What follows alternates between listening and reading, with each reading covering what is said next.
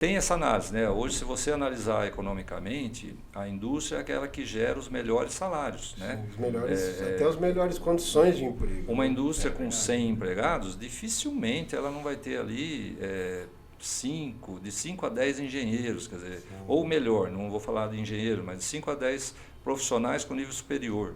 Muitas vezes tem administradores, advogados e tal. Sim. Então, assim, é a que gera os melhores empregos, é a que paga mais salário, a massa salarial da indústria, né, movimenta a cidade. Então, assim, é um caos a gente perder a indústria, né?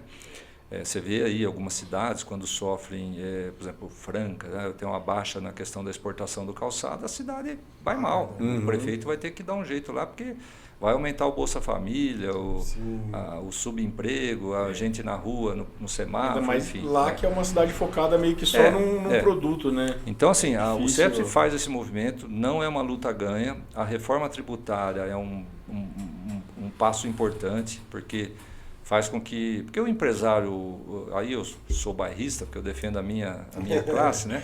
A gente aprendeu na vida a fazer isso, né? Já estamos aí há muito tempo. O empresário nacional, o brasileiro, ele é criativo, ele é competente e tal, mas ele não luta com as mesmas armas do empresário que está na Índia, que está no México, que está, né, num outro país aí, ou mesmo na China. Então o que a gente quer é as mesmas armas. Não precisa proteção, não precisa pôr barreira de importação, não precisa ter as mesmas armas. Por exemplo, essa guerra de imposto que eu estava falando antes. Imagina que loucura. Quem que sabe fazer essa conta? Então, ou você sabe fazer, beleza, ou você dá um chute para cima. Vamos falar o que a gente faz, né? Você fala, eu não sei quanto imposto eu vou pagar, então eu vou supor que eu vou prever 20% e der o que deu. Muitas vezes depois o contador mostra para você que é 25%. Aí vai a margem de lucro baixo. E aí a margem de lucro vai embora. O carro quer trocar esse ano. Dificilmente é 18%, mas assim, fica doido. Agora não, você bota a reforma tributária, é 20%, é 20%, pô, é fácil, é uma conta que... Sim, você já tem de cabeça, qualquer Excelzinho aí faz, né? E lá fora também tem o grande problema que é difícil a gente competir aqui, ainda bem que a gente tem uma proteção do trabalhador muito forte, né? E lá fora não é tão forte, então acaba... você consegue reduzir o custo de muita coisa, né? O custo é mais barato. Eu tive a oportunidade, pela minha empresa, de conhecer a China. Não vou falar que eu sou um grande conhecedor, mas já tive lá 5 vezes, né? Legal. E você nota nas entrelinhas que é um negócio só indo perceber isso mesmo, entendeu? O país é barato, o correio é barato, a comida é barata, o transporte é barato. Então, o produto final fica barato, gente, né? Não tem segredo, entendeu? Aí aqui você vai transportar, então o frete é caro, a energia elétrica é cara. Então, o que chama-se de custo Brasil. Você baratear o país ou deixar ele competitivo, né? O que é baratear? É o meu produto competir com o outro em condições de igualdade. Porque senão o chinês chega, você fala, mas esse chinelo é metade do preço do brasileiro, né? Do nacional. Aliás, tem diferenças de preço que não tem nem como competir, né? É bizarro. Né? Então você tem que, a gente percebe que o país todo é barato, né? Só a mão de obra é importante, mas são várias coisas, né? Isso que a gente é uma sociedade mais organizada, mais competitiva. Então, assim, nessa luta, né, voltando, Fabrício, o CESP é um contraponto, ele fica aqui dando o murro em ponto de faca. Estamos avançando? Estamos avançando. Acho que o país, eu sou otimista, a gente vem avançando. Eu acho que avançamos muito. Nós precisamos desenvolver o mercado consumidor, por exemplo, agora você percebe... Nós estamos naquela arapuca do país da renda média, né? Precisamos dar esse salto. Sim. Você pega aí depois da pandemia, foi um desastre, mas os últimos 2 anos tem sido de recuperação da massa salarial. Sim. Significa o quê? O povo brasileiro está conseguindo comprar um pouco mais. E aí, tirando a inflação que atrapalha, mas se não tivesse a inflação, as indústrias estariam produzindo bem mais, né? Então é um jogo de forças aí para a gente conseguir retomar a indústria nacional, né? Você acha, por exemplo, o Brasil já perdeu várias ondas, né? Perdeu a parte de semicondutores, perdeu questões de aeroespacial, perdeu uma série de oportunidades. Você acha que o Brasil ainda tem chance de emplacar bem alguma área industrial de tecnologia? Tem, né? Algumas áreas eu acho que só os grandes economistas ou por um direcionamento, né? Porque isso existe, tá? Se você tiver uma política de governo, e aí eu defendo aí a liberdade de mercado, mas acho que os governos servem para isso. Meu jeito simples de defender minha ideia é assim, é igual um condomínio. Se não tiver síndico, cada um faz o que quer. Virou uma anarquia. Então, o nosso governo é o nosso síndico, né? Pena que ele nem sempre se lembra que é ele que tem que trabalhar para a gente, não é nós que temos que trabalhar para ele. Mas, enfim, essa é a ideia.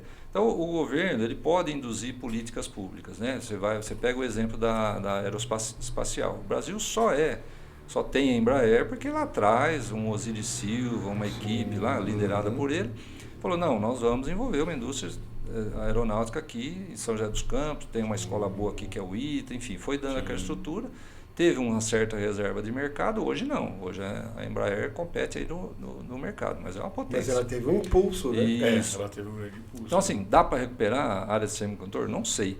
Talvez, se tiver uma política nesse nível, se recupere. Mas é meio complicado, porque isso, somente semicondutor, que é um pouco a minha área aí, ele virou estratégico. Hoje você vê... É bom até não ter aqui, os pelo Estados jeito. Unidos. É verdade. A história de Deixa Taiwan lá lá. pra fora e tá migrando para os Estados Você Unidos vê lá, agora, né? Taiwan é uma potência, ela faz quase que todos os principais 96% semicondutores. do mercado. E o E chinês, os dois principais o países chinês estão está de lá, olho lá, né? O chinês está lá, igual os Estados Unidos também. Mas a gente conseguiria, acho que, recuperar um pouco. Mas tem outros segmentos, né? Hoje, eu acho que o que eu acompanho, o que se fala, inclusive no CIESP, aí lá em São Paulo, né? Existe um debate forte, é a energia verde, a energia limpa, né? Se fala do hidrogênio, da célula de hidrogênio para movimentar carro e tal. O Brasil tem muita chance, até porque estão ligando isso com a produção junto com o etanol. Então, são áreas interessantes que até o próprio presidente da FINEP falou que é uma das linhas que eles estão incentivando aí. Várias linhas, né? O importante é o Brasil ser dar esse desponte nessa área verde, né? Então é Que possível tanto tomar precisa. frente em alguma área. A gente só precisa fazer direitinho, né? Fazer direitinho. Talvez seja esse o como problema do Brasil. Como foi feito nesse exemplo da indústria Embraer, aeronáutica. né? Do petróleo do Brasil. Do petróleo né? A Petrobras, é muito bom, com né? toda a sua em águas profundas, perfurações, né? Sim. Quer dizer, conseguiu... Os técnicos saem daqui para ir dar curso lá fora, né? Por exemplo, porque aqui é referência em estava falando petróleo. alguns dias atrás com um pesquisador da Federal e ele me falava dessa questão da geração de eólica nas plataformas de petróleo. Tem um potencial enorme. Ainda não está aprovado e regulamentado offshore. Eles estão ainda com desafios tecnológicos, né? Que você vai trazer energia de um custo baixo de lá para cá, mas vento tem. Né? Eu estava vendo uma matéria da Vento Folha. você não tem o impacto ambiental, né? Você põe um gerador eólico onde tem uma população, aquilo incomoda. Nossa, fica horrível, fica na tua barulho. orelha lá. Tal, né? Tem uma Já série. tem migrações Eu li de uma- aves que também já está atrapalhando. Eu li uma matéria da Folha que saiu essa semana, da crise que está tendo, inclusive, no setor eólico, né? Você tem teve uma demissão em massa aí das operadoras das fábricas que trabalham com as pás, com os aerogeradores, porque nós estamos tendo excesso de energia no Brasil no momento. Sim. Principalmente todo mundo pondo placa na sua casa, na sua indústria. Isso começou a inviabilizar a energia eólica no Brasil. Olha Você só. tem a geração está crescendo, né? A geração mas própria, numa taxa grande. muito grande. E o grande problema dessa energia aí, tanto a eólica como a solar, é que você não armazena, né? Você não tem como armazenar. Esse é o Ao problema. contrário da hidrelétrica, que a água está lá. Sim, você vai regulando Você regula a vazão da água. Então, Mas ela também tem um problema que você tem que alagar uma grande área. Você né? tem uma às forma vezes é uma época de guardar, seca, né? Você tem uma época de seca. Acho que a matriz do Brasil é muito limpa, né? Quase totalmente limpa. Mas tem essas questões aí de mercado porque o consumidor está pondo energia, está barato você pôr energia na sua casa, na sua indústria, né? E aí está sobrando energia no sistema agora. Como regular isso aí, né? Mas assim, eu acho que o Brasil tem um mercado consumidor forte, acho que falta, claro, numa política com muito juízo, né? Juízo porque essas coisas são de médio e longo prazo, né? Sim. Você fazer a riqueza das famílias crescer de uma forma constante, né? Diminuir essa desigualdade, né? E também estimular, né? Uma coisa que a gente vê, né? Que aí eu sei que é difícil para o governante, mas assim, assim como eu capricho no meu trabalho, você capricha aqui no seu, enfim, eles têm que caprichar no deles, né? Cada um na sua. Mas assim, por exemplo, se você faz uma política social que você não estimula o trabalho, ela está errada, né? Então você tem, por exemplo, uma crítica que, aí sou eu falando, né? O Marcos falando, quer dizer, o Bolsa Família é obrigatório, tem que ter, ele é muito importante, mas você tem que ter a porta de entrada e a porta de saída, muito claro, né? Você estimular o cara a ser um trabalhador no final se você ajuda, você levanta, porque é isso, você tem que fazer a renda das famílias crescer, mas de uma forma coerente, onde você tem uma massa salarial maior, o cara vai consumir mais, vai poder ter mais. Todo mundo tem que ter, né? Mas mínimo além do Bolsa Família, dá algum outro tipo de suporte. Mas ele tem que se formar, curso, ele tem que fazer coisa, um curso técnico, ele tem que ser um trabalhador dessa indústria 4.0, ou do comércio, ou do serviço. Né? O Bolsa Família, então, você falou, obrigatório, é um programa elogiadíssimo no mundo, mas como ele sempre foi usado politicamente... Né, ele acaba não tendo essas contrapartidas que deveria ter. Falta esse complemento. É uma solução de transição, né? Vamos começar com essa, porque é o que precisa agora, é o que mais fácil eu falo fazer. Isso porque está tudo ligado. Mas você ter o desenvolvimento da indústria nacional, você tem que vender mais aqui. Então você tem que criar o mercado consumidor. As pessoas têm que ter renda, senão elas não consomem. E você tem que também ser competitivo para exportar, para abastecer países que não são industrializados, né? Você pega, eu tive a oportunidade de conhecer, por exemplo, alguns países aqui da América do Sul, Bolívia, Colômbia, eles são extremamente consumidores. Só que de quem que eles importam os eletrodomésticos? Estados Unidos. Então, impressionante como o Brasil não consegue ter essa liderança na América Latina, né? Parece que olha para a América Latina de costas, né? Fica olhando tanto para os Estados Unidos que esquece o resto. Então é isso, fosse fácil eu já tinha feito. Mas os desafios essa competição são aí. de preço, né? Você é otimista aí no cenário, não? Eu sou, porque assim, como a gente vive a realidade de São Carlos, né, ela permite ser otimista. Eu acho que São Carlos é um bom exemplo. A gente tem uma indústria muito diversificada. Essa questão da tecnologia, ela realmente permeia as indústrias. Você percebe que o cenário é esse, né? Você tem indústrias aqui de tudo quanto é segmento, né? Ao contrário, a gente estava falando agora há pouco, deu um exemplo de Franca, né? Que fica aí balançando conforme o calçado vende mais ou vende menos. Aqui não, aqui você tem fábrica de drones, você tem fábrica de geladeira, tem fábrica de compressor, tem fábrica de lápis. Sem falar das pequenininhas aí, tem gente que faz aí aparelho médico, é uma área que está crescendo demais, odontológico, a área de nanotecnologia. Cara, não dá para muito diversificado. Eu estou no é um privilégio para ser. Eu estou no CIESP há 10 anos, né? Antes eu fui diretor adjunto, quer dizer, tinha alguém que era o titular, foi o Biraci, depois passou o Emerson Chu e agora estou eu. Uma linha sucessória aí. E a cada dia, estou 10 anos, mas a cada dia eu conheço uma empresa nova em São Carlos. A gente, né? Um ramo novo. Né? Você mesmo está falando que gravou um programa anterior, então assim, você vê a diversidade. Então, quem está em São Carlos não dá para ser pessimista, eu acho. Né? É polo da máquina de sorvete, né? Fábrica de máquina de sorvete. Isso é muito bom, essa diversidade, porque você não fica refém de um ramo de atividade só, né? Outro um movimento que vem vindo, viu, que é importante também, e está muito ligado ao programa aqui que a gente está fazendo, né, na questão da tecnologia, deve ter o quê? Eu não vou chutar uns 5, 6 anos, um pouco mais, um pouco menos, foi criada a Embrapi. Né? Sim. E o que é a Embrapi? É a Embrapa da indústria, é mais fácil de explicar. É uma empresa brasileira de inovação industrial. Se eu não me perdoe alguém da Embrapi se eu falei besteira. Mas é basicamente isso. Então a Embrapi é uma entidade governamental, ela recebe subsídio do orçamento da União e ela desenvolve pesquisa para a indústria nacional. Tá? E São Carlos tem 4 unidades da Embrapi. 4 unidades? 4 unidades da Embrapi. Então é fora as 2 da Embrapa ainda. Fora a Embrapa está ligado à agropecuária. Sim, o que a indústria, que São Carlos tem um segmento forte também de indústrias ligado à área agrícola, né? Porque fala, São Carlos não planta café, não planta cana, né?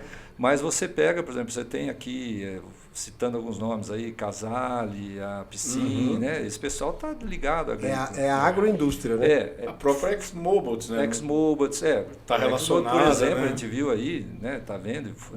A aplicação de herbicida, Sim, agora controle, enfim, de na adubo. Show, né? Então, assim, tem muita indústria em São Carlos que está ajudando essa questão do Brasil ser líder na agroindústria, né? A exportação de grãos, a agropecuária e tal. E a Embrapa então está mais ligada aí, né? Mas a Embrapi é isso, eu tenho um produto, eu quero inovar naquele produto, eu quero melhorar, pode ser simplesmente fazer uma caixa melhor, porque a caixa que eu faço quebra, né? Eu não aguento o transporte, então você leva o problema para a Embrapi, e nós temos 4 aqui, uma está na USP, na física da USP, uma está na UFSCar, mais ligada à área de materiais, tem uma Embrapi dentro da Embrapa Instrumentação, a quarta eu já me perdi, mas tem 4. Nossa, eu não sabia que tínhamos 4. Então, assim, e você tem mais uma centena de Embrapis esparramada no Brasil. Então, meu problema está químico, talvez não seja aqui em São Carlos que vai estar o especialista, ele vai ser acessado lá em Sorocaba. Se conseguir fazer o que a Embrapa fez pelo agro, então, assim, para a indústria, né? Isso é embrionário, porque a Embrapa deve ter bem mais que 50 anos e olha o resultado que ela deu. Você imagina você ter esse parceiro da indústria, né? Além do que já tem em SES, Senai e tal, e ajudando a melhorar os produtos nacionais, que é esse o objetivo. Você baixa custo, você melhora a qualidade e tal. Então, assim, não dá para não ser otimista estando em São Carlos. É importante estar nas faculdades, né? Como você citou, a USP. Sim. Ele falou, né? Assim, em São Carlos é fácil ser otimista, né? Isso. Tem muitas condições. Talvez se tivesse Departamento de Engenharia de Materiais, por exemplo, fantástico. vou dar um exemplo que a gente tem visto essa discussão lá no CIESP, o ABC lá, né? Houve uma fuga da indústria automobilística. Então, isso é um drama, ninguém mais está lá, né? Acho que restou a Volks lá, Ford, alguma coisa assim. Mas as grandes montadoras saíram. Hoje você tem prédios e prédios lá para alugar, para virar supermercado. Saiu uma Ford, como saiu. Todos os fornecedores em volta também saem. Então, é uma baita crise, é um pepino. Né? Tudo bem que eles estão até vindo para o interior, estão aqui em Iracemápolis e tal, mas a indústria automobilística sofreu um pouco aí nos últimos anos. Agora parece que está dando uma animada. E São Carlos não passa por isso, né? Por uma questão aí de como foi criado, enfim, como foi orquestrado, a gente tem essa diversidade, né? Então, talvez se eu estivesse lá em São Bernardo, eu estaria pessimista. Sim, é verdade. Como diretor lá de CIESP de lá, né? Estaria participando das negociações lá, porque tentaram muito, né, segurar essas indústrias. Estão tentando vender o prédio para outras, né? Tomara que dê certo. E, por exemplo, na inteligência artificial, o que você tem visto? Né, que está tão comentada. Isso aí a gente ainda está absorvendo, né? A gente brinca um pouco aí com o ChatGPT, né? Alguma coisa assim, mas eu acho que é inevitável, né? Então, assim como a automação, assim como o torno CNC derrubou o torno convencional, isso vai acontecer. 2 mais 2 é 4, né? A questão é como a gente lida com isso e como você se reinventa. Então, assim, a palavra inovação, ela é uma palavra que a gente já está ouvindo e vai ouvir cada vez mais, né? Inclusive da mão de obra, né? Hoje, a pessoa que está se formando... Vai ser o que mais vai sofrer, né? Isso, a pessoa que está se formando e tal, ele já tem que ter essa visão, que ele pode ter se formado ali para uma área qualquer de química, mas daqui a 5 anos ele tem que estar se reinventando, né? Porque aquele processo pode ser atingido por uma inteligência automação, artificial. Né? E a IA consegue fazer, automatiza o processo. Não tem jeito, né? Não tem jeito. Já põe então, perfeito tudo que precisa. Eu não vejo assim. Claro que tem essa questão da ficção científica, né? Eu não vejo essa história do robô substituindo o homem e tal. Acho que não é por aí. Pelo menos eu não sinto isso no meu dia a dia. Mas você aplicar a inteligência artificial, onde vai melhorar o processo, vai melhorar a qualidade, ou vai permitir mais segurança, por exemplo. A gente tem um exemplo de uma indústria metalúrgica aqui em São Carlos que aplicou alguns robôs na linha de produção E onde que estão os robôs? Fazendo atividade repetitiva e de esforço humano. Então, assim, o cara tinha que levantar um baita peso de 15, 20 quilos o dia inteiro e mudar aquela peça tal no braço. Nossa, 5 anos. Hoje tem um robô fazendo isso. O cara trabalha 10 e fica o resto no INSS. É bem isso. Então, hoje tem um robô fazendo isso. Eu acho, que o robô, a inteligência artificial, vai substituir muito o homem na área que tem que substituir, que é coisa chata, repetitiva, pesada, arriscada. Então, assim, a gente tem que aprender a lidar com ela. Claro que eu falo em termos de indústria, né? Sim. Tem na área de mídia. Na nossa área... Na área de mídia, eu tenho um certo medo. Hoje, quando você compra um celular sei lá, pode ser caro, né? Para muita gente é caro, mas não é tão caro. R$5.000. Para quem mexe com tecnologia, sabe que 5 mil não dá para comprar um bom notebook, né? Exato. Nossa... E você compra um celular de 5 mil e aquele celular já traduz online, aquele celular pega uma foto e apaga o Fabrício da foto, fico só eu. Isso dá medo. Mas e os vídeos, fala. Os vídeos de fake, isso é o problema. Né? Mas é o que a gente fala, ainda mais a nossa área, que vai ser uma área que vai sentir muito isso. Já estamos sentindo. Já estamos sentindo, mas conforme vai aumentando e melhorando ela, vai ser difícil. Mas você pega, por exemplo... Mas usar ela como uma ferramenta. Mas você pega, por exemplo... Se você não souber usar ela... É pior, eu acho que quem não souber usar vai ser substituído. Exatamente. O medo, é você saber usar ela. O medo que a gente tem, né? Por exemplo, na área médica, não a gente como paciente, falando, será que o exame deu certo? Será que isso acho o que... diagnóstico do médico está certo? Bom, se tiver uma inteligência artificial lá, já me deixa mais confiante. Então, deixa mais confiante. Isso é para você mais confiante? Sim, você imagina. Para algumas pessoas não, parece que quem tem tecnologia... Porque a gente é da tecnologia, então, né? Sabe que a IA vai analisar, sei lá, 4 milhões de raio-x de braço. Ela vai pegar mais do que o médico. Por isso que eu estou dizendo, você imagina hoje, você já tem, né, nos grandes hospitais, não desconheço se São Carlos tem isso, acho que não. Mas eu conheço, por exemplo, uma pessoa daqui que trabalha numa central do Einstein, onde tem lá 10 médicos que ficam analisando radiografia.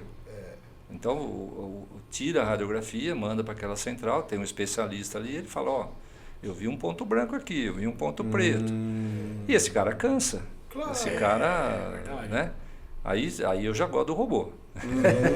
Ela analisa 1 bilhão de parâmetros em milésimo de segundo. Eu vi uma IA que está sendo colocada em alguns hospitais que através do processo do paciente dentro da internação, ele consegue prever se vai ter infecção hospitalar. Pois é.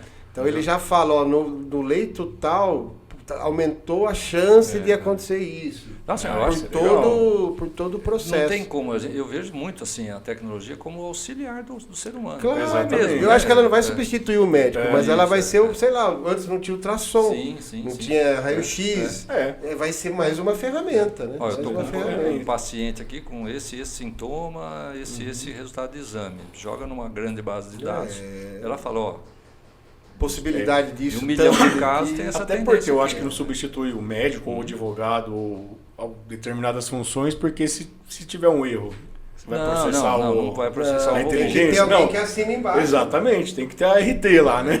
Mas assim, como auxiliar. Eu não vejo aquela ficção científica lá do robô tirando o nosso lugar. Até porque seria muita burrice do ser humano fazer isso. Fazer uma que vai substituir mesmo, né?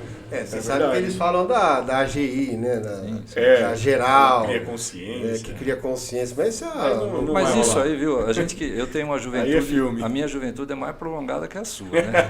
Então, assim, quando fizeram o filme 2001, Uma Odisseia no Espaço, isso foi 90 e alguma coisa, né? Da época do Nuno. Na